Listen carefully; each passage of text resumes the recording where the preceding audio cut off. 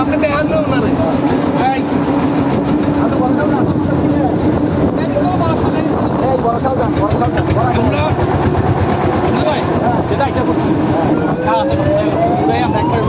ভিতরে অনেক আছে বাড়ি থেকে আমরা এখন বড়টার বাজারে এসেছি। এখান থেকে যারা যারা বন দুর্গত অবস্থায় আছে এবং যাদেরকে রেস্কিউ করার দরকার আছে, আমরা এখন তাদেরকে রেস্কিউ করার জন্য যাচ্ছি। আল্লাহ ভরসা, সবাই আমাদের জন্য দোয়া করবেন, আমরা যেন তাদেরকে সহি সালামতে টাঙ্গায় ফিরে নিয়ে আসতে পারি। আমরা পালপাড়া ব্রিজের কি ভরসা করি